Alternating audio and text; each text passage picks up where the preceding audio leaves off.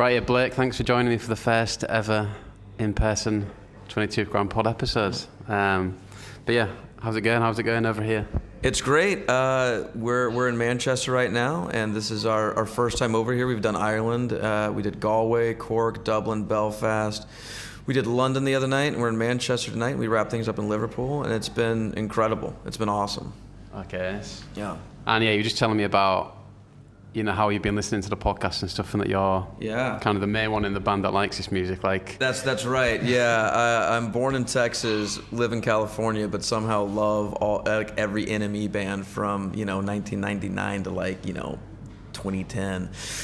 That's always my favorite stuff. I was lucky. I went to college out in Los Angeles, and all those bands came through. So, like, I saw the Libertines, I saw the Rakes, I saw the Futureheads, I saw Franz Ferdinand, I saw the Cribs and Mono Diao and the Horrors and all those bands, and I loved that stuff because what was big in America at the time was either the stuff called post-grunge, which is just like, think worse than Creed, like copy of a copy of a copy. That was really big in Texas.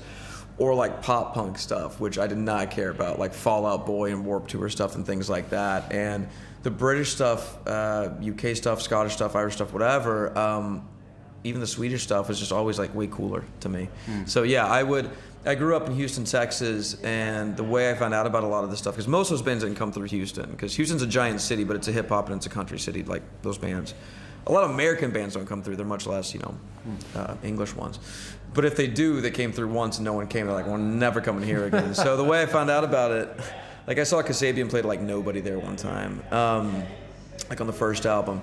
But the way I would find out about it is I lived next to this bookstore where I would go and read all the import music magazines. So Q, NME, Melody Maker, all that stuff I would read like religiously. And I was telling someone earlier that I remember reading this tiny blurb, and it was a review of a show with new bands, the Rakes and Block Party, supporting the Cribs. I was like, well, that sounds great. And I went to my local record store and I asked them about that. Like, who is that? What is that? And they found like one Rake 7-inch. Like, we could import it, but it's like $80 to do it. Do you want to do that? I was like, I do not want to do that. You know what I mean? Because this is like right at the start of iTunes, so some of that stuff would maybe crop up, but it was hard to get all that. So I'd read about these bands before I would get to see them most of the time, because they wouldn't come over here if they would. Like, I found out about the Futureheads. They were support for Franz Ferdinand when I saw them. Franz came through on the first record. It was them and the Delays and the Futureheads. And so you'd see that one band like, oh my God, and then they all try and break America, and then they do or they don't or whatever. But it's always been my favorite stuff. And to be over here and to see, like I went on a walking tour in Manchester today. Like, I've never been to Manchester before, but so many good bands come from here, and it's an embarrassment how many good bands come from here. It's crazy what the city's given people. I saw 24 Hour Party People, the movie, in a tiny theater in Houston in 2002, and that I already knew New Order and I knew those bands, but it just sort of like solidified all of it for me. So I walked by the Hacienda this morning and found where that was. I found out where the Boardwalk was, where Oasis used to rehearse. So like, this has always been my favorite stuff. And, it gives us trouble in America because we'll play LA, where we're from, and people say, oh, that's so great. Like, where are you guys from? Are you East Coast or are you England? I was like, we're from here. And they're like, huh, okay. So like, it took us longer than it probably normally would have because we have such, foreign overseas influences. But it's always been my favorite stuff for sure. Okay. So what type of music did they expect over there? Is it more like a band like Waves or something like that? That kind of music? Yeah. So like the two, and this is starting to change a little bit in LA, but like the two big things right at the start of like 2010, like let's say that decade, the teens, whatever. It was either, like surf punk kind of stuff, very sort of like Southern California, Orange County influence, kind of surfy based stuff. So like Waves was a big one. A lot of bands that wanted to sound like the Black Lips. Black Lips are from Atlanta, but it was stuff like that. A lot of like, Get High, We Love the Velvet Underground, yeah, wow, like real kind of immature kind of shit, in my opinion. And that's one of the things I love about British music in general, is like, look at like the Buzzcocks, for example, right? Like, you could have this really nice sophistication of a really poppy melody, a really happy song, but the lyrics are actually pretty clever and kind of sad and weird. There's all these emotions coexisting, right?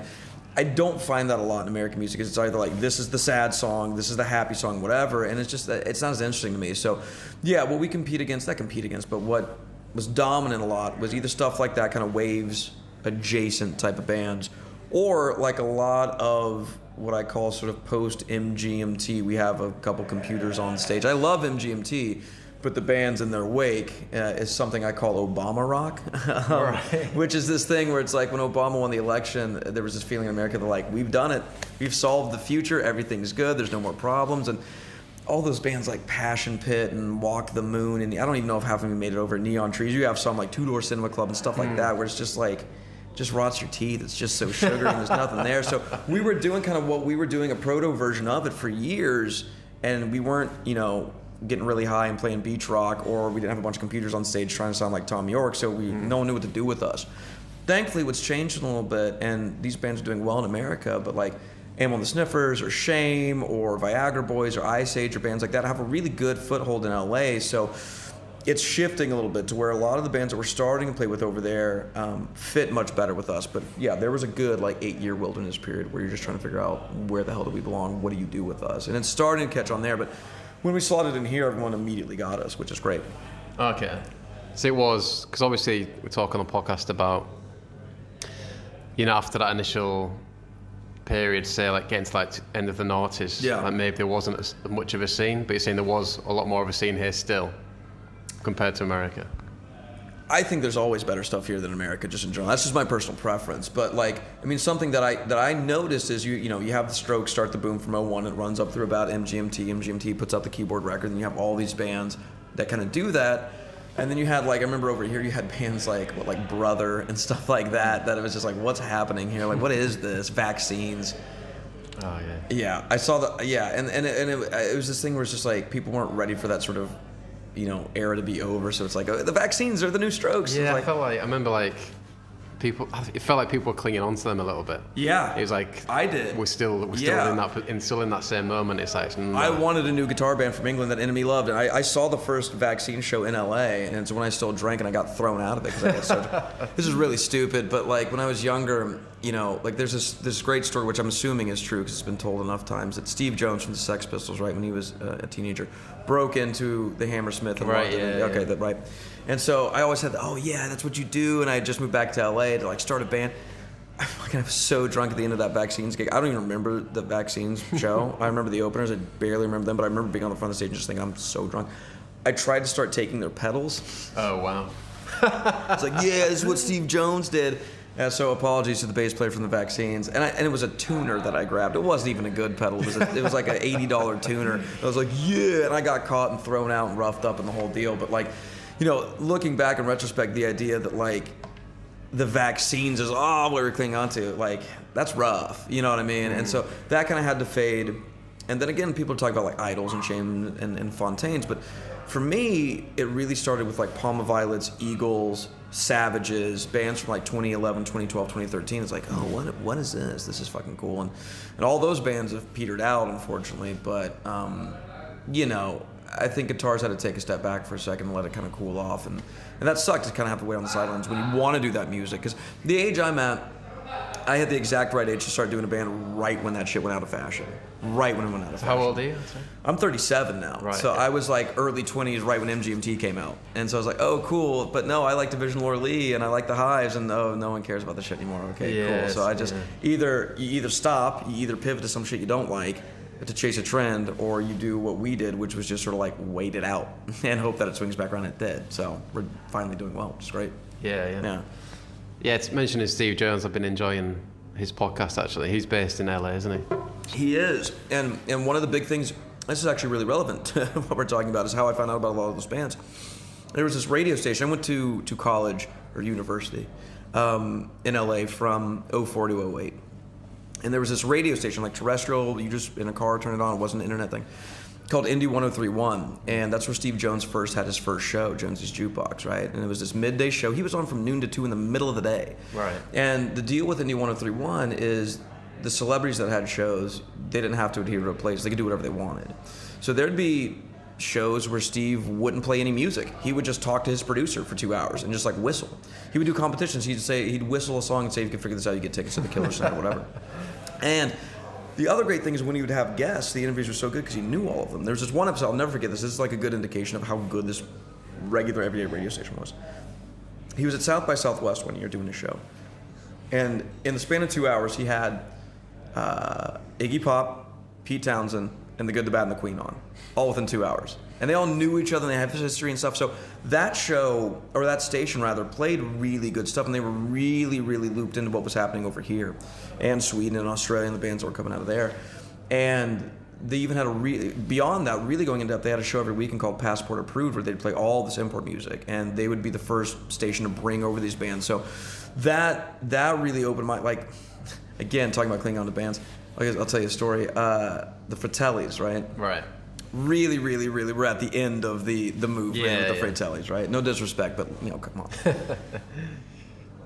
I wanted to see them, but I didn't want to pay for tickets. I was like, I don't like it that much. So I called in when they were doing a giveaway. I was just in my car and I won tickets. Like, all right, cool, I got free tickets. I'll go see the 2 songs I like. And I was like, so is it just a will call? Like, how do I'm like, oh, no, you get them during the meet and greet. I was like, during the what? Wow. And they're like, yeah, you have to go meet the band. And I was like, oh.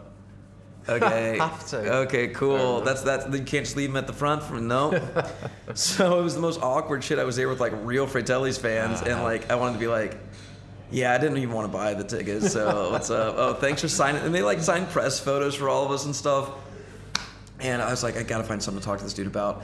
And they were playing a Reading right when Smashing Pumpkins were reunited. And I love Smashing Pumpkins. Like, oh yeah, did you see them? So I just talked to the drummer from the Fratellis for that. But the point is that station was really good about bringing that stuff in. So I'd read about it in Houston when I was growing up there. And then when I moved to California, this station was this great conduit to bring all this stuff in. And it was a really, really important station. And the other good thing about it too is really where the history of this kind of music, right? So like they'd play a Smith song, and then they'd play a Giant Drag song, and then they'd play a Hold Steady song, and then they'd play a Kasabian song, and then they'd play a Clash song, all back to back to back. So it wasn't just playlist based or what's hot or whatever. One program director. It was really, really, really keyed into celebrating all of what you'd call alternative music or indie music or whatever, and that was huge. And then it stopped making any money, and they shut it down after 5 years, which sucks. It's online still, but like. No one's listening to that. And Steve went to a different station, and he was there for a few years, and now he's just online too, I think. But that was really formative. I was really lucky to get in right around that time. Right. Yeah, I mean, I think they're doing like they're going through the archives a bit recently. Oh yeah. So there's some like cool stuff on there, like. He always talks about his interview with Cliff Richard. And, that was on it recently, where they end up playing songs together and stuff. But he would just do that. Like he and Moby played a bunch of Led Zeppelin songs one day. Like he just doesn't care. I mean, he doesn't care about it being super professional, super tight. Here's the show. I remember the very first time I heard it, I had just started UCLA out there, and I didn't even know the show existed. I just heard that this was a good station by a guy that I'd met like earlier that day, and I was in my car and tuned into it. There's these 2 old British guys just talking, and I was like, what the fuck is this? What is this? And it was like 6 p.m. It was Steve talking to Paul Cook from the Sex Pistols. Right. And, like, we don't have that in Houston. There's like one rock station in Houston that plays Buck Cherry and Papa Roach and Creed and Pearl Jam and shit like that. So to go from that to this and then have it be that good for only that 5 years, 6 year span, it was really special and really lucky. Yeah. Been watching the Pistols series, but I need to read his book really. Yeah, I've talked to a few people about that while I've been out here, and I'm firmly John Lydon camp, right? Where the thing about him, and he says some wild stuff, but he always says wild shit. He's a born contrarian, right? And I've read all his books, and the thing about him is. He's just a one-off, and he's just consistent, right? And so, like, I could see them, like, not telling him or telling him the day of and being like, oh, can you just sign off? Like, I could see that happening, you know what I mean? And he's been with his wife for, 40 years now, 45 years. He's her nurse. Like, he's just, like the proof's in the pudding with that dude. He's just, like, a stand-up dude to me. He says some wild shit. Wearing the Trump shirt is like, what are you doing? Like, but then you think, like, are you doing that because you actually believe in that? Or are you doing that just, like, piss people off? Like, you don't know with him. At least that's interesting, but...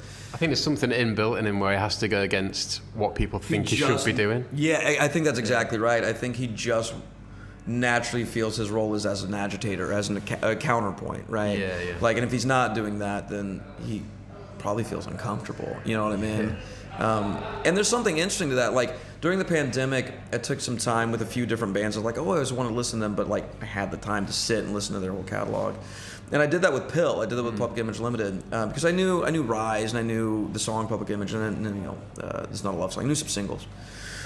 But I never really made the connection of how, you know, Into the Sex Pistols ended up, you know, with Pill. Like, what happened? And there's this really good documentary called The Public Image is Raw. You've seen it, yeah. So that, again, like 24 Hour Party people, it sort of puts it all into context for me. And something that happened, I've told a couple people this on the tour, and they're outraged. They're outraged.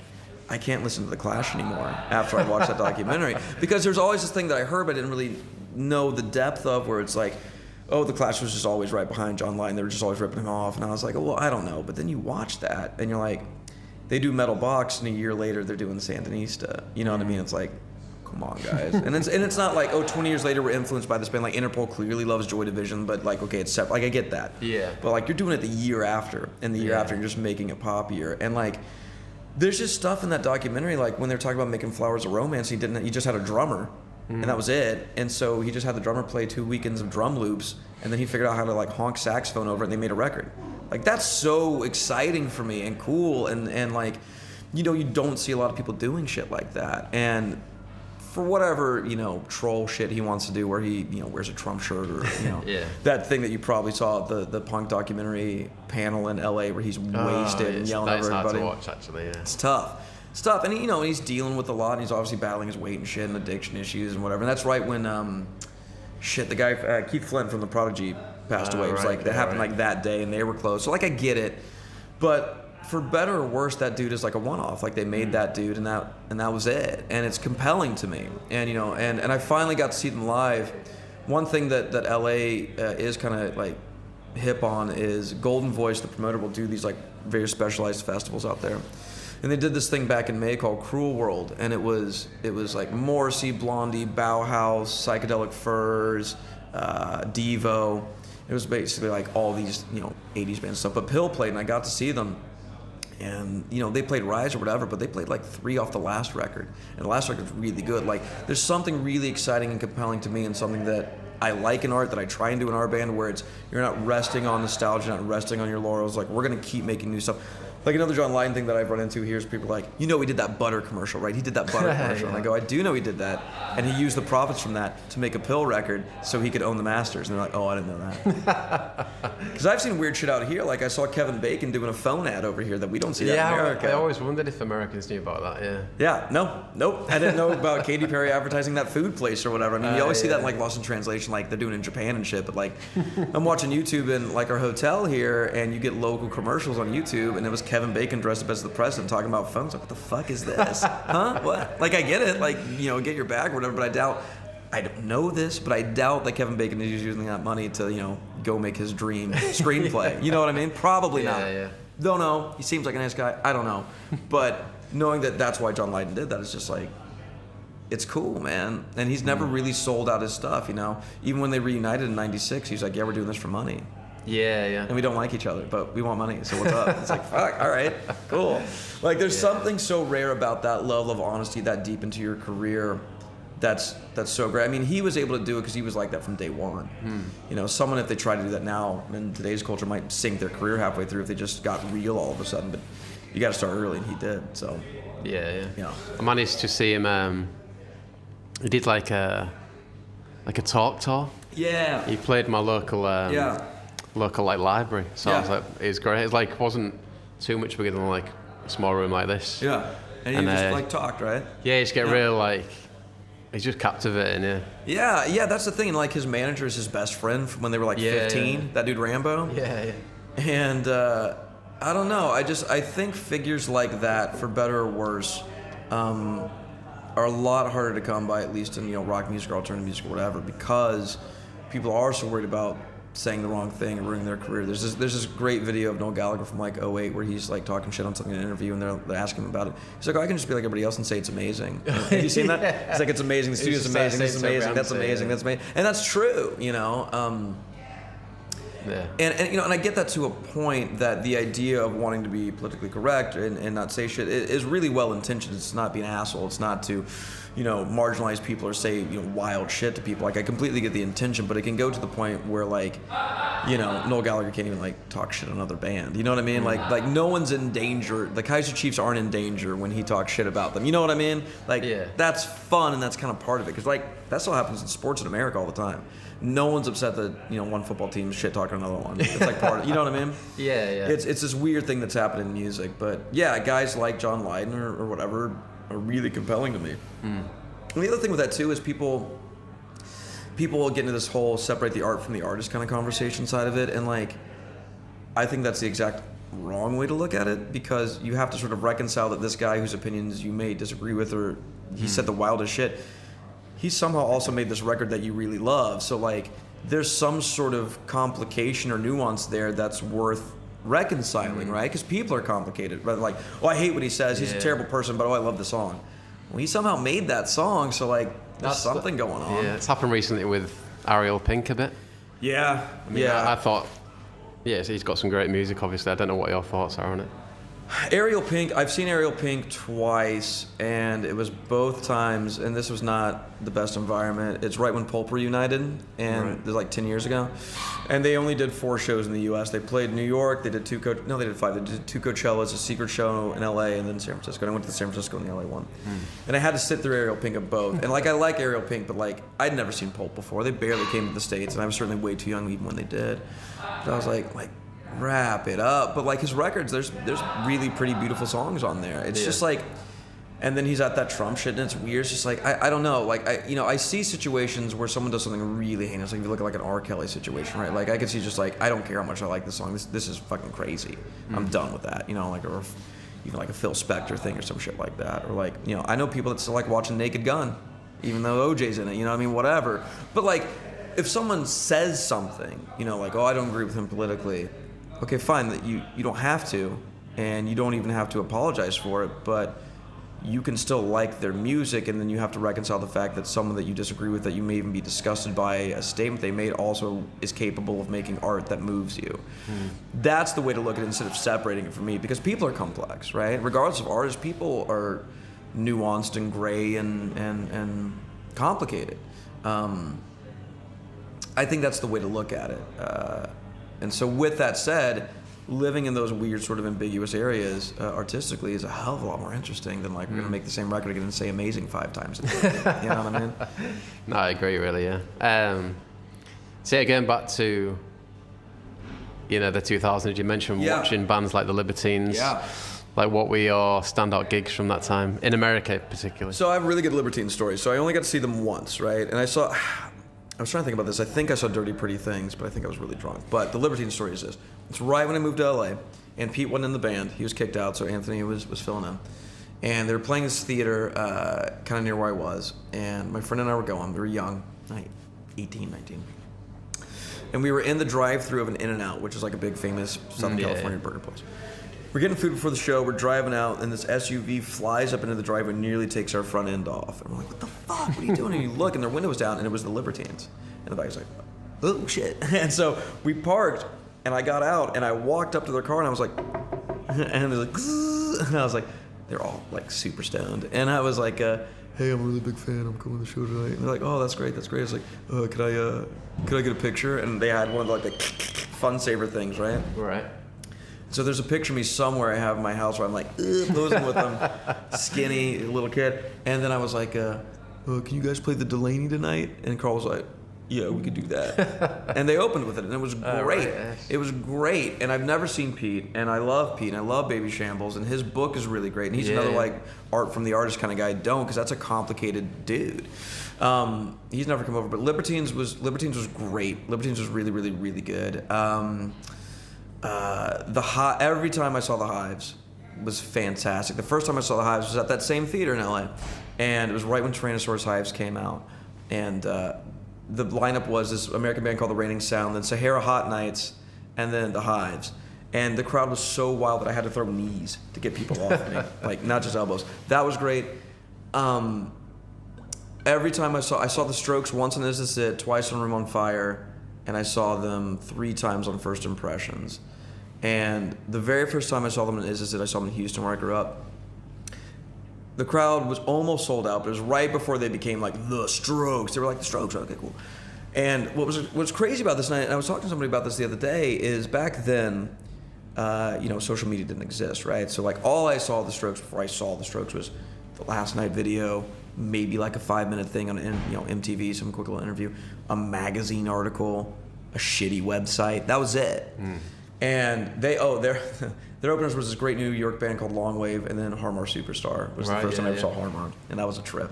The same thing happened with Peaches. I saw Peaches. I'd never heard of Peaches before, and she opened up for Trail of Dead and Queens of the Stone Age. And I was like, who the fuck is this? But the Strokes thing. The curtain goes up, and their stage setup for that this was like January 2002. It was the light boxes from the last night video. Right. So like, wow, amazing. Yeah, so it's like they're the 3 boxes. On that tour, they always wore this. They still do this. They wear the same shit every show, and it's just back then. It was this sort of like black magic moment where it's like, I'm in TV. Like, what the fuck? Like, they're there. Oh my God. And it was incredible. And I remember that the vibe of the crowd was really, really just positive. Everybody was just thrilled to be there. It was people that, like, in Houston were, like, in the know. I remember I was on the Bay Area.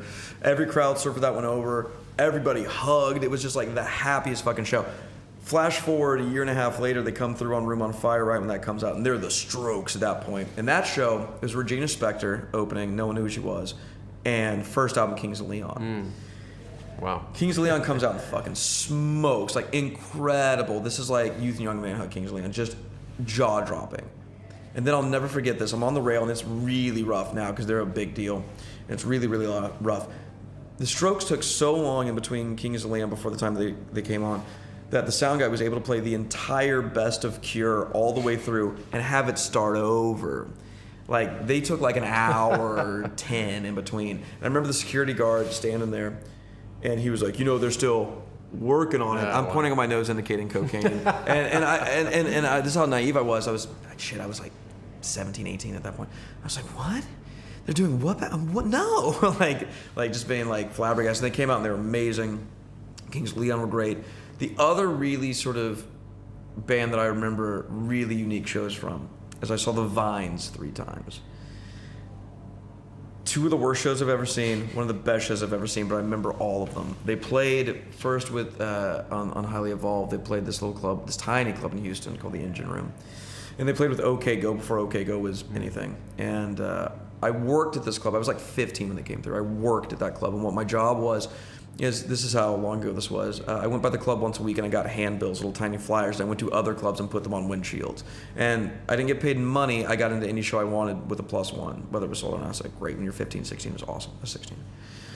And I remember I got to watch OK Go sound check, and they only sound checked Vine songs, which was fucking pretty cool. And then the Vines were real weird and like kind of hiding wherever. And OK Go plays and they're good. And I remember they put on the Hives album, Venima Vicious, because that had just come out in between. And I remember a bunch of people in the crowd were like, that's so weird. They're playing their own record before they come out. Like, half the crowd thought they had tickets to the Hives instead of the Vines. Like, they flipped the letters. But the Vines come out, and, look, it's well documented that Craig had, mental health issues that were undiagnosed, all kind of stuff like that. But it was a mess. There's big breaks through songs. I remember he sang through a towel just over his face. They played 9 songs, and they left. And everybody was shocked. We're like, is that it? And I remember the sound guy got on the mic. He's like, maybe if you clap, they'll come back. We're like, oh, shit, okay. And they came back, and it was real ramshackle, and it was done. And Craig locked himself in a telephone booth outside the venue after the show and wouldn't come out. I'll never forget that show. They come through a year and a half later with the Aussie Invasion Tour. It was Living In, Jet, and the Vines. And this is before the second record came out, and I remember they played 10 new songs in a row, 10 unreleased songs in a row, and everybody was like, what the fuck? And again, it was just like straight up troll shit. Yeah. And I love the Vines. That might, we might even get into that more. I love the Vines. I love the records. I love them for very specific reasons. But I was just like, after their show was like done, and then, the band broke up, or not the band broke up, but the bass player left, and I kind of forgot about them. They did one last set of U.S. dates. They came back in 2008 to finish a record. They played New York, they did South by, and they did a show in L.A., and I didn't buy tickets to it. And the night before, I was like, fuck it, I'll go see it. And I got like a Craigslist ticket for like $10. He was sober at this point, and he was on meds. It's one of the best shows I've ever seen. It was incredible. And I was worried, and there's this thing too where it's just like, oh, he's sober, so it won't be crazy. It won't be good. dude, he was so fucking sharp. His voice was amazing, and he was still wild as fuck. I remember right at the end, they closed with "Fuck the World," which they used to close with all the time. And I was right on the front. It was at the Troubadour, which is that big place in LA. But there's no rail. You're just holding on the stage. And strobes are going off, and I finished the set, and I just heard a pop and a crack, and my face got wet. And I was like, oh shit, like, is that blood? Like, what happened? He spiked his Red Bull onto his guitar, and it sprayed everywhere, and like shit, whenever he threw over his hand. It's one of the best shows I've ever seen. And to me, that also goes back to that thing where it's like, I think a lot of people have this misconception of just like, you gotta be wasted to be crazy. You have to, I did this interview one time with this lady, because I'm sober, I'm almost 6 years sober, and she was asking me about it. I was newly sober when it happened. And she's like, no, but you have to be on drugs, you have to drink, that's how you find your muse. She's like, what's your favorite Rolling Stones record? I know she was trying to get me to say a Keith Richards Heroin record, so I was like, oh, I like Some Girls. She's like, no, that's not the best one. She's like, it's Exile. I was like, yeah, that's a great record. She's like, we know why it is, right? I said, no, you tell me, why is it a good record? She's like, because he was on heroin when he made those records. He could only make those records because he was on heroin. I go, so let me get this straight. You think Keith Richards was not creative, bad guitar player, shitty songwriter, until he shot heroin, and then he was like, oh, I got this. It's like, you don't think maybe he was that good that he was able to power through being addicted to heroin and make that good record? She's like, well, I don't know. So there's this thing where it's like, if you're not wasted, it's not gonna be exciting or whatever. And the Vines is a great indication. Like the shows where he was, smoking a bong on stage, which he did at that first show, and weed's super illegal in Houston now, especially was back then, and just out of it. The show was terrible. It was terrible. When he was on it, that third show was one of the best shows I've ever seen in my entire life. And that's not to say that you can't, drink before you go on or do whatever, but like, I know the Hives rarely drink before they go on. Like, it's this thing where it's just like, you're out there to kill and do a good show. Because I've seen shows where people are like fucked up and they're not great.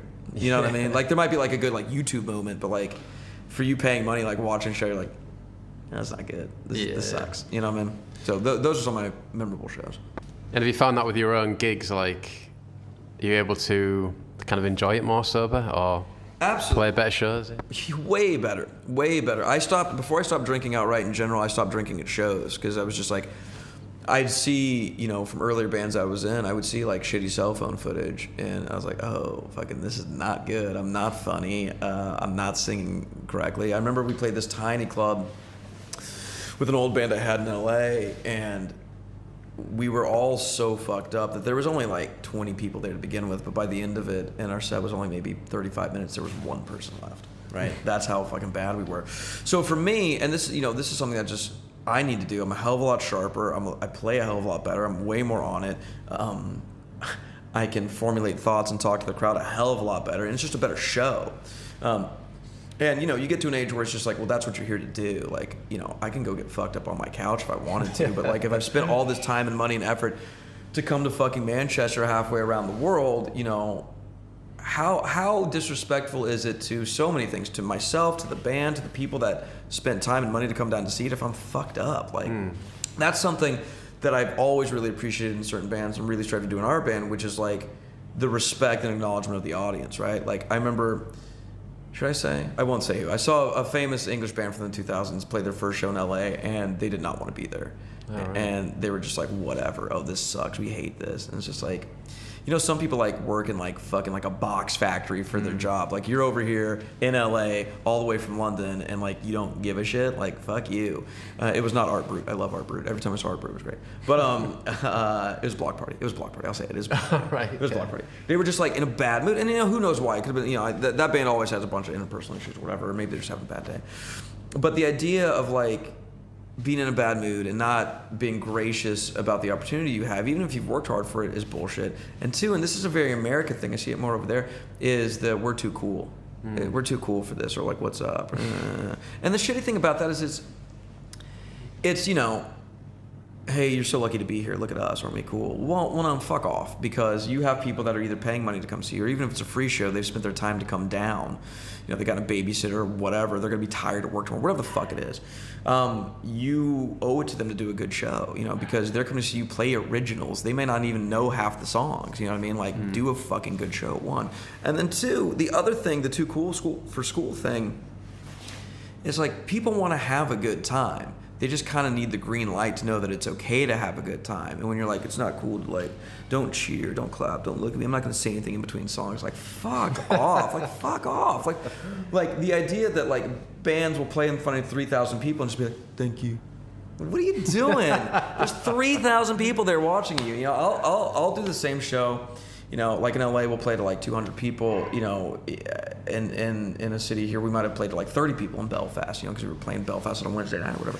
You're gonna get the same show because it's fun and it's engaging and it's just like talk to the people. They're there with you. You're there with them. It's a communal thing. You're all doing it together, and acknowledge it, engage with it, and fucking have a good time. And to that end, for me, being sober allows me to do that, which I think, well, not I think, is something I really prioritize, but also it's a respect thing for me. You know what I mean? Like, just because I'm a foot and a half higher than you on a little board, we're not better. We're here to do this thing, and if anything, I'm happy you came to watch us play our little songs. You know what I mean? Yeah. I think a lot of people forget that, and are really, you know, sort of callous and not appreciative of that, you know? And I think that was the ethos of you know, some of the best bands from the noughties. I think kind of that's what differentiated them from the Britpop era. I think that's what the Cribs are saying, kind of thing. The Cribs, all the Pete Doherty, I'll just do a show in my apartment, come by, all that kind of thing.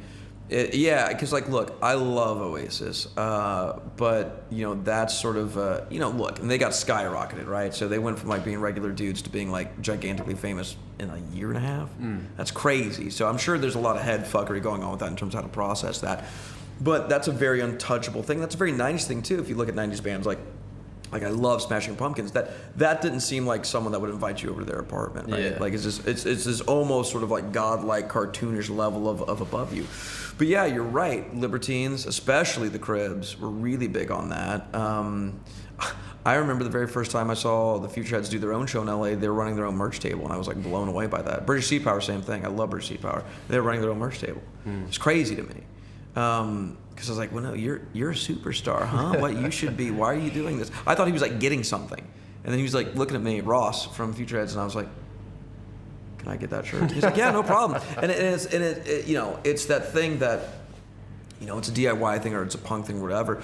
But it's like if you go to a restaurant and the owner is making your food, like, you know that they give a shit about it and they care about it, and because they're invested in all aspects of it, right? I think a lot of bands, you know, even on our level, do a thing where they get a manager, they get, you know, a label, they get whatever, and they're like, oh, well, we don't have to do anything, we can just fucking play rock star. One, that's not true, and that, you know, you always want to have a hand on the wheel of your own business, my opinion. But two, why wouldn't you want to? You know, why are you doing it if you want somebody to take care of everything for you? Then what are you doing at that point? Yeah. You're just getting high and like wandering on stage. Like, okay. I wouldn't want to do that. Like, you know, I work with all our artists to do our artwork and release plans and stuff like that. One, because, you know, a lot of our shit is still DIY, but also it's just like, I want to be involved with that because that shit's like fun for me to like, what's the cover going to be? What are we going to do? So I really respect bands like that. And the Cribs are a very, very, very good example of that. You know. And, you know, you've had 2 albums, is it? And now you're in it. 2. Yep. You know, you can come over here and talk it, like how much work goes into that and what can make that happen these days? Like, what kind of deal do you have? So you know, bands, it really is one of two things. It's either you're a small business and you find partners to work with, or you get really lucky, or you know somebody, or you're an industry plan or whatever, and you get sucked up into a big thing and you're huge overnight or whatever. You have a bunch of machinations behind you that aren't really clear. So we're the former of those two. And the way that this happened is we were doing really well in LA and Southern California. We're grinding and, you know, making a name for ourselves there. And this is there's luck involved with this. So I'll tell this story. I was at our studio, our rehearsal space in LA with my daughter. I have a 5-year-old because she likes checking out the drums and she's playing on them. And I was there with my partner and stuff. And our daughter wanted, this is so specific, she wanted broccoli from this place called El Pollo Loco, which is like a Mexican fast food place. And I was like, okay, cool, whatever. So I got in my car and I'm driving, and the one by the studio is closed. A water main had burst, so I have to go to a different El Pollo Loco. So I should not have been in the car for a variety of reasons at this point. Just the way time worked out. And I was listening to satellite radio, and I was listening over in America. U2 has their own station, right? And there's a show on that station where Dan Haggerty from RTE FM in Dublin plays new Irish bands. And I heard heard a band on there, a band called Turnstiles, not the band Turnstile, the hardcore band from America, a band called Turnstiles. And it was good. And we had finished the record that we have out now, the latest one, but we were sitting on it because it was the middle of the pandemic. We weren't sure what the hell we were going to do with it. And I looked up this band Turnstiles, and I saw who their label was. And I said, okay, cool. I know that all our influences are English and Irish and all that kind of stuff, and it's happening over there way more than it's happening here. We just need to get over there. I was like, let me send this dude the record. And the label's called Blowtorch, and they're out of Galway, and I sent him the record. And the next day he was like, this is great. I'd love to help you. I don't want anything. What do you want to do? And so like you always kind of, or I tentatively engage in sort of, okay, like who the fuck are you, whatever. And he'd say, propose something, let's do this. And I'd say, okay, and we did it, and it worked. And eventually he's gotten us on, you know, Radio X, and then BBC Wales, then BBC Six, and then XS Manchester. And like anything he said, like, hey, I think we can do this, he was always really transparent. And then it happened, and I was like, oh, I trust this guy, right? So it was like a year of building up remote trust. And then I said, look, if we can get to Dublin, if we can show up, if we make it to the airport, can you put a tour together for us? And he said, yeah, I can. And I said, okay. And it was kind of idle talk for a little bit, like, are they really going to do this? And then I was like, yo, so what 2 weeks are we doing this? Like, we're serious. And he's like, oh, shit, okay. Fuck, they're doing it. Because a lot, you know, so there's a lot of well-intentioned, like, talk, like, I'm going to do this, we're going to do that, we're going to do that. But I was like, no, we're doing this. And we made it to Dublin, and he had the tour set up for us. We're on our last 2 dates. And what it is like, you know, I had someone asking me in London the other night, they're like, well, how much money are you making this tour doing that? I was like, you know, most tours our size lose money anyway, but it's not about that. What we're doing right now is we're seeding, you know, we're dropping, and we're meeting all these people, we're building all these connections, so when we come back, it's more and more and more and more and more. So for us, it's still DIY, and I think about it like a small business, right? Like whether it's a restaurant, a bookstore, or, you know, whatever it is, an architecture firm, is, you know, our band at this point financially is self-sustaining, which is good. Is the money that needs to go into it comes from playing shows, which is huge. Like we played a bunch of shows right before we came out here, like shows we wouldn't have normally taken. Like, you know, we'd get an offer. I'll give you two that were weird. There's this thing in LA called street food cinema, which like they show a movie in the park and there's like food trucks and shit, which is, hey, that's cool. We're not the type of band to play that. We're not a band, we're not a, hey, they have live music tonight band. That's not, you know what I'm talking about? Like, I love live music and cold beer. That's not us. There's bands that do that great. We're not playing covers. We're doing, you know, kind of weirder, louder stuff. But we got asked to do it, and the guarantee, I was like, oh, that's our hostel for 3 nights in Manchester. So yeah, let's open up for Pulp Fiction. And then we got another, and we did. And then we went, fine, it was good, it's cool. Then we got another offer from this club we like called The Resident out there, where they were like, look, we know this is weird, but there's this thing called Captured by Robots coming through. And what it is it's a dude, a singer, a human singer, and I'll tell you why I'm making this distinction, human. He's backed by 2 robots. Right. He's programmed 2 robots, one to do like speed metal drums and one to play guitar, like big, like metal, steamworky robot things. And we were like, what is this? We're opening up for robots? What? Huh? It's like, but the guarantee, that's the van for the UK. So like, okay. And like everyone, you know, the promotion stuff were really nice, but like, that's the kind of stuff that you do. So we did those shows to make the money to come do this thing. And, you know, that was our butter commercial, right? Like we opened up for a movie, we opened up for robots, and they were good shows and they were fine, and everyone was really nice. But it's not something we would normally say, like, this is the coolest show. We did this so we could come do this. And the idea is you stack and you build. And I think you're asking, you know, what does it take for a band to do this? I think a lot of bands get really impatient that it doesn't happen quicker, you know, and I think that's something that served us. Is we're all in our 30s, right? And we've all been in other bands before this trying to do it, and we've reached a point where like we have enough knowledge and like stability to where we kind of know how to be smart about it. But also we're at an age where we're only doing this because we want to fucking do this. We're not worried about like, well, I'm famous, so I'm gonna do this in 2 years and go do this other jobs. Like we're grinding away at it and building up. So it takes a long time. It takes a long time. You got to be smart about it, and you got to find people that you trust that actually believe in you, and they don't have to be the, you know, I'd much rather have someone that like our American manager who really gives a shit about us, who's connected in LA, rather than a giant agency that it's like, wait, who are you, which one are you, you know, because like they'll drop you in a minute too. Billy Corgan from Pumpkin said something that was really interesting to me. He said the people around you, even if they love you, even if you really trust them, they'll never work as hard as you will for your band. And the reason for that is they're not in the band. And what he meant by that was, let's say you have a manager, right? So she's managing you, maybe she's managing another band, maybe she's managing 3 bands, maybe she's going to go into A&R next or something else. Like she's got all these other relationships that she needs to keep steady So she may not do that extra 10% or that extra 5% that you would, because this is it. This is the band, and you're not going to go in and do AR after that. So that's one of those other reasons why I was saying earlier where it's important for me to have one of my hands on the wheel, no matter how many people we're working with. It's because of that. You know what I mean? So to eggshell it, to nutshell it, you gotta really want to do it.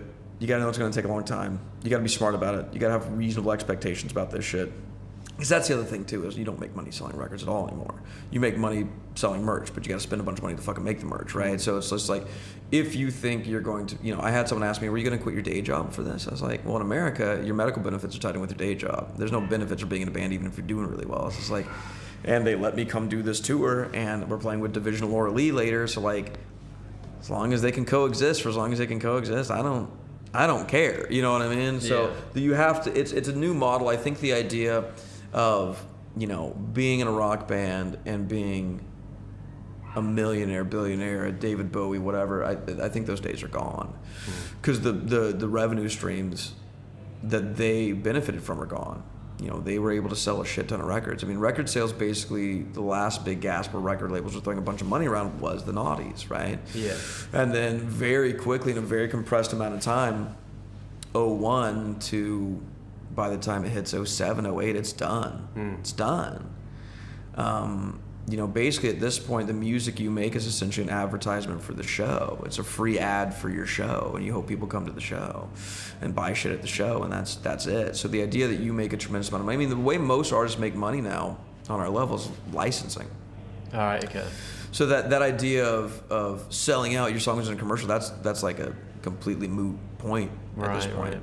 Because it's just like, the first record we did with a label, and they did a licensing deal for a song on like some cop show in America, and we didn't know about it. They told us, they're like, well, you made $5,000 off that. I was like, fuck, great. Yeah. And we used all of that for the video budget for like 3 or 4 different videos for this record, and paying the directors and getting really cool sets and like putting it back into it, like whatever. And nobody was like, your song's on TV, man, fuck that. Like, in the 90s, that happened all the time because you could make a bunch of money off album sales. So, like, why are you doing that? You're just greedy. But now it's like, great, oh, that's awesome. What'd you do? You know what I mean? So, you gotta have expectations. You gotta be smart about it. You gotta work your ass off. And you also just have, like, the thing with this is you kind of have to be bold about doing this shit too, right? Like, I think, speaking of Dave Bowie, I think it was Dave Bowie that said artistically you want to be right where your toes barely touch the bottom of the pool, right? Yeah. Where it feels like it's a little too much. Like, this has ended up being really successful for us. We prepared a lot for this tour, but the other contemporaries of ours in LA, they're not doing this. And that's not to say that we're better or anything like that. We just were, I think, willing to make that leap and just see what the fuck happens, And I hope what we've done a little bit here through the networks that we've created in Ireland and the UK is created a little Lewis and Clark trail that some of these other bands can then follow. You know what I mean? Because it's been really successful and good. But you have to kind of say, fuck it, why not? And that's another thing too. Like, if you make decision making sort of a binary decision, like it's a yes or a no, it makes life a lot easier. So like when we're talking about doing this, well, if we say no, well, what's going to happen? Well, we know what's going to happen. Nothing. We didn't do it. Yeah. Done. If we say yes, what can happen? Well, there's a spectrum of things that can happen. We could get stopped at immigration. They say, get the fuck out of here. You don't have a work visa. You're done. That did not happen, thankfully. Or it could go great. We can meet all kinds of really great people and play amazing shows. Or anything in between those two. So at least when you say yes to something like that, something that you do feel passionate about, we did feel passionate about doing this, you're at least opening the door to possibility, right? And I think that's important too. That's a lot. So you can make bullet points with that. I don't know, but you have to do a lot. No, that was great. I was talking to Ryan from Yard Act. Oh yeah. Last week. Then I did ask him about that. I was like interested in, how you balance, this idea of integrity and selling out and stuff. But like, I knew it must be a huge part of how bands make money these days, kind of thing. But he said it was kind of conflicting attitudes towards it in the band, but he's more open to it, I think he said. But yeah. Well, the thing with that I thought about is like, because like social media is a good talking point in terms of that. It's like, I know bands are like, I'm not gonna fucking get on TikTok. Fuck that. Oh my God, we have to do this now. We have to be our own social media managers. We have to be like, for better or worse, how you feel about that's kind of irrelevant, because the answer is yes. That's where it's all shifted. You do have to do that stuff if you want to stay engaged and involved. But I think where people kind of get, soured on it incorrectly is TikTok, Instagram, whatever you want to look at. It's just a delivery system. It's just a platform. It's not necessarily dictating to you what you have to do on that platform, because you've seen our Instagram enough. I do a lot of me talking to the phone. I'm not changing what I'm saying to the phone because I'm on Instagram. That would be a perversion of it, right? Like, I'm just figuring out how to do what I do on this thing. And that's a very, very different thing. And really what that does, whether our song's on this cop show in LA, whether I'm on Instagram, whether we're on TikTok or whatever, it's really just a way of getting what, our music is, what we like, what our art is, in front of people. And if you look at it like that, it's not a problem. The analogy that I used of being really stubborn about changes in sort of delivery system or sort of structure is like this.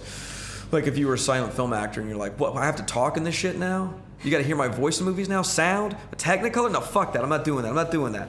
It's like, well, okay, well, you don't have a career now, because that's where it shifted. You can figure out, okay, cool, let me see how I can adapt to this. Adaptability is huge. I guess going back to the other thing is like, what does it take? Adaptability is massive, because I know a lot of really good bands that just refused to do some of that stuff when it started blowing up, and they got left behind. Because that's just, I was trying to think about how I used to advertise shows before Instagram, and I don't even remember. Facebook event, I guess. I don't know. Yeah. I think flyers. MySpace bulletin. Yeah, right. Yeah, it's like that's how much it's become the dominant thing, and that'll become something. As long as it doesn't change this, the type of song you're writing or the way you're, appearing or speaking or presenting yourself. As long as it's not changing that in a way that you're not comfortable with, then it doesn't matter. Yeah. It's just a fucking delivery system. And in fact, it's kind of nice because it does remove a lot of the sort of machinations and gatekeeping out of the situation that would normally be there in the past. So, the idea of selling out or this or that or the other thing, I think is really kind of non-existent at this point. I think people are savvy enough to know that when a band, might make a move and it's insincere, people can pick up on that. But I think that's rare. I think bands are just trying to survive, and I think people kind of get that now. I think the illusion of, you're a rock star, like Ross selling his own merch, right? Like, I think that illusion is not only completely shattered and done with, it's been replaced by kind of what I was mentioning earlier, this sort of symbiotic relationship between the audience and the artist, right? Like, hey, like that band Trail of Dead, I love Trail of Dead, right? They just had to do a GoFundMe for the European tour. They're like, we'll just be straight up with you. It's like, our tours lose money. We really want to go over and play Europe, but like, people don't come to shows, people don't buy records anymore, and we really want to go do this, so we need like $30,000. Right. And people did it. So it's become this niche thing, like the idea of a rock band anyway, for the most part, being this big monocultural Oasis, Nirvana, huge, massive thing. I think that's done too. I think you find your niche audience and you are really good to them and they'll be good to you. So I would imagine, like, I'll tell you just our specific thing. When we said, hey, look, our song Running on Synthetics on this fucking show, LA's Finest, the reaction wasn't, what? It was like, that's fucking cool. Wow, okay, cool. Wow, weird. All right. They're happier to see you succeed. They're like, cool, Jagged Baptist Club is fucking on NBC. That's awesome. Wow, that's cool. Like, we snuck in. Like, it's because it's a shared victory at that point, right? Yeah. Rather than like, if you're so distanced from the band, then you see them doing this other weird shit, you're like, what's that? What the fuck is happening there? To where with social media or whatever, you are able to form this much more direct and sincere and personal relationship with your audience, to where like when you do something like that, they just want to see you survive and succeed, so they can come see you again. So you make a third record or whatever. So that's the dynamic that I see as being the prevalent one for our level of bands, and at least it's been a trip coming over here because rock music is still very much alive over here, and that's not really the case in the U.S. It's rap and pop are the dominant things. Like, you look at the Coachella bill now, it's a completely different situation. And that's neither here nor there. I don't have a personal feeling about that in terms of that's bad, that's wrong, or whatever. But it's just it presents a different reality for rock bands in America, to where it's almost like jazz. Like, I like rock bands, I'm gonna go see this band or whatever, you know what I mean? Like, it's a very niche thing comparatively to pop or hip hop or even country over there. Here, I saw fucking posters for all kinds of rock shit everywhere. I've seen 2 I Am Clute posters, you know what I mean? Like it's wild. And so that's one of the other reasons we wanted to come here, because it was just like, they get us. I'll give you an example. When we were talking about coming over here, the idea and the abstract to me, I remember we were in a rehearsal space where 4 of us were talking. I was like, yeah, no, that seems really cool. I really want to do it. I think we'd do well over there, but I don't know. It just seems like going to Mars. And our bass player was like, well, they're playing us on Mars radio, so maybe we should fucking go over there. You know what I mean? Like, we're on the BBC. Because we get to play on the radio in LA, but not New York or whatever. She's like, so we should probably go where it seems like people are interested in us. And I was like, oh, shit. And it feels a little bit like, E.T. going back to his home planet, and it's like, oh fuck, these are the rock people. They have boots on, they have big parkas, they look mad, but they're cool, and it's loud. Yeah, it's great. So that's been huge for us to come over and do that. And nicely, the reaction back home has been really supportive and cool. It hasn't been any like, fuck them, what are they doing over there? I think at this point, everyone on a communal level, for the most part, knows that the light is starting to a little bit diminish on rock as a dominant cultural force. So everyone's kind of helping each other out and circling the wagons, like, okay, we'll take care of each other. And the audience is very much a center point to that. I was going to say integral part of that, but it's really about the audience. You can be a successful band if you have 10,000, not even that. If you have 1,000 people that really, really fuck with you and really, really care about you, you can have a career. If you have 1,000 people that'll follow every release, buy every merch drop or whatever, you can have a career.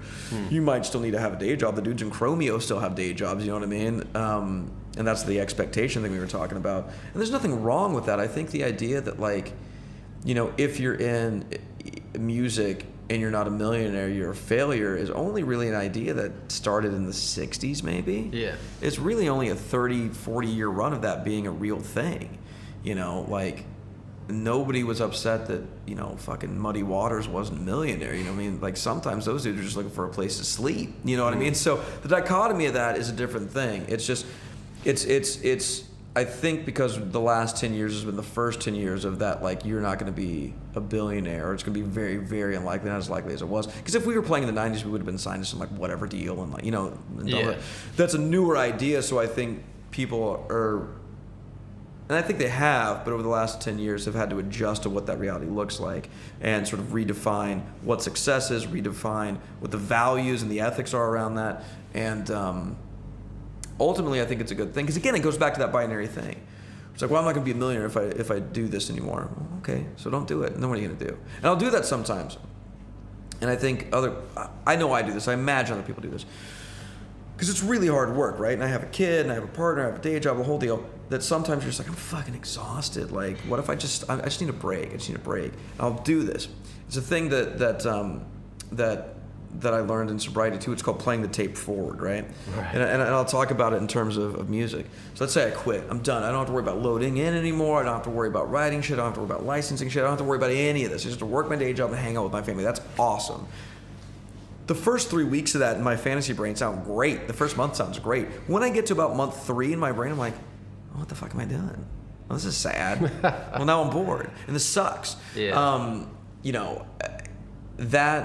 That I think is something that's just really, really important. That when you're redefining the ethics and the values of all this, and you say, well, I don't want to do it. It's changed too much. Okay, so you're not going to do it. So now what do you do? And there's some people that are like, yeah, I just was in a band forever. Now I'm not. Now I do this, and I'm happy, and it's whatever. But there are people, myself included, that just like when you play that future tape forward to month 3, month 4, you're just like, well, this fucking sucks. You know what I mean? And that keeps me dedicated, committed, on track with it too. Okay, cool. Well, yeah, cheers for your time, mate. Got to finish on the big question, obviously. Yeah. Favorite album from the 2000s? Okay, so I thought about this a lot, and I had it down to 2, and there's 2 different reasons. Is it okay if I talk about 2? Or I have to break it down? No, it's all right. So the first one I'm going to talk about is, I'll talk about the lesser of the 2, is The Vine's first record, Highly Evolved. I love that record. I still listen to that record. I love The Vines in general. I think he's a really underrated songwriter, really, really underrated. And I think, at least in America, that got caught up in sort of the infamous Letterman performance where he has a meltdown and all the thing. And they're in America, if they remembered, they're the iPod band that did Ride, and he went crazy on Letterman. But if you sit with those songs, what I really like about those songs, all their songs, is they're the only band from that first blast, the White Stripes, the Strokes, the Hives, all that. For me, that didn't have any sort of tinge of retro in them. There wasn't any throwback 30 years ago to New York or, the Hives. I love them, but like they're doing Rolling Stone shit. There wasn't any of that. Like the Vines like Nirvana and Oasis and the Dandy Warhol, so it's sort of like what would a new band that just progressed off the thing from a couple years beforehand sound like? And a lot of people don't really get that. They throw them in with all those other bands, and they're really not like that. Even the way they dress, they just look like dudes. You know what I mean? And I think that's really, really appealing because they don't feel anachronistic. They don't feel like they're trading off some sort of nostalgia angle, which, side note, the reason I think that did really well is if you look at rock music right before 9/11 happens, right, you have really progressive rock albums. You have Exterminated by Primal Scream, Battle of Los Angeles by Rage Against the Machine. Like, it's going into weird, cool, new ways. 9/11 happens, at least in America, I think people freak the fuck out. And the White Stripes, they sound like Led Zeppelin. Okay, that's cool. The Strokes, that's like Blondie. And there was a comfort level to, this sounds like old stuff we know and we like. The Vines were never like that. And to be able to blend John Lennon kind of stuff with crazy Sex Pistols kind of stuff, with Oasis, with Dandy Warhols, with the Specials, it's a wild combination. And if you like all those other bands, to see it all synthesized like that, it's great. So I love that record. I still listen to that record. I have like 3 copies of that record. I love that album. There's not, to me, a particularly strong artistic narrative with that record in the greater scheme of the 2000s. I don't think they influence a ton of bands. I think they're kind of forgotten. But that record still really fucking holds up. The other record I want to talk about, what I do think is really important in the scheme of the Naughties thing, is the second Strokes record, Room on Fire. Room on Fire comes out, October 03? And so up until then, we start with maybe the Strokes and White Stripes in 01. I know the Stripes' first record's 99, but really when it starts popping off, it's a party. It's all a party. Everything's a party. We're drinking, we're this, we're that. Mooney Suzuki, it's a party. Harmar, it's a party. Yeah, yes, it's a party. The Kills, everything's a fucking party. Everybody wants to see with the Strokes, the guys that kick that door open, what are they gonna do? And they dropped this record that's still my favorite Strokes record. I had the flu the day it came out, and I drove to a Target, which is like a department store in my house, and I bought it on CD, and I had like 103-degree fever. That's how much I wanted it. And I remember listening to it at my kitchen table, and I'd heard 1251 at that point. I remember listening to it and thinking, I don't like this. I don't like this. This is sad. This is weird. What is this? What's wrong with this? And like every Strokes record, I came back to it. There was something I came back to. That's a really sad, dark record. And the analogy that I always heard that I really liked is that Sid is the 10 a.m. to 2 a.m. part of the party, and Room on Fire is 4 to 7, right? and not only do I think that's compelling on an artistic level that a band like that does that for their second record, makes this moodier, more introspective, and look, it's still got Reptilian hard shit on it and has no end, but it's a sadder record if you really listen to it, and the tones and the lyrics and everything. Not only is it interesting because they're the first band that didn't make Is This It Part 2, and a lot of other bands sort of made their first record again to try and do you like this? We don't know what to do. We want money, we want to be successful. They didn't do that. The other thing that I think is really interesting about that in the greater scheme of things is I think it's a lot like the Pulp record, This Is Hardcore, that sort of portends this isn't going to be a party forever. It's the first record of all of that initial burst that says this is going to be something different. This is going to change. And if you look within a year or two after that, the New York scene was done. You had LCD Sound System, and that was it. And it all shifted over here, Block Party and things like that. And those bands are great. But that Strokes record to come out at the height of when it came out, to be that sad and be that moody and be that dark, it's really compelling as a piece of art, as a piece of music for me. It's still my favorite one. I still go back and listen to it. I know a lot of hardcore Strokes fans, that's their secret favorite one.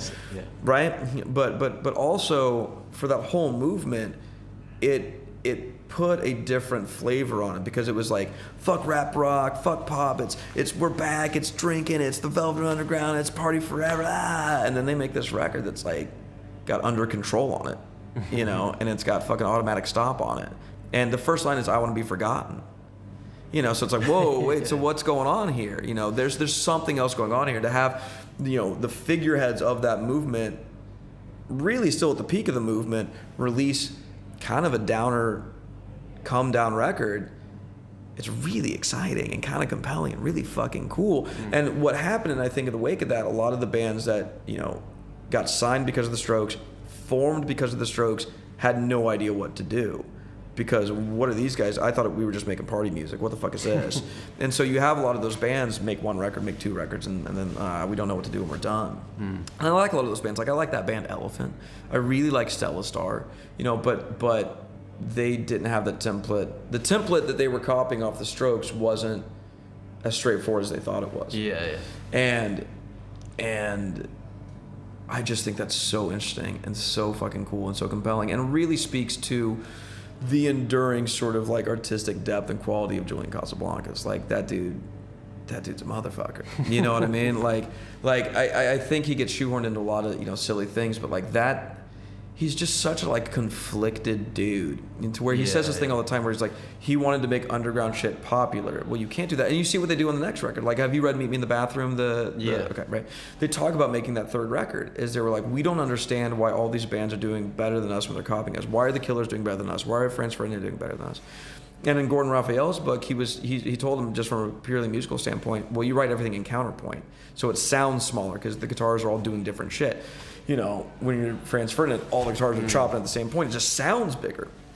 He's like, well, fuck that. And then First Impressions is such a weird record, too, because it's him trying to do the voids. It's him trying to push them into weird stuff, trying to get there, but trying to be huge, but trying to write hits. And it's this big, conflicted mess of a record.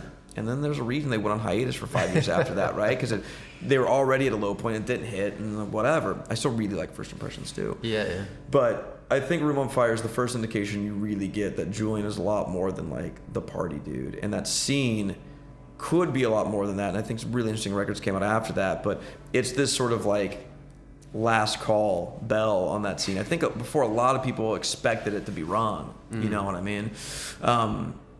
That's still my favorite record. It's the one I bought the day it came out. Well, I bought a lot of them the day it came out, but I still have really fond memories of that record. The videos are exceptional from that record. I think it's their best record, and it's just such a pivotal point for them, and then thereby a really pivotal point for that whole scene for me. Yeah. So Room on Fire for sure.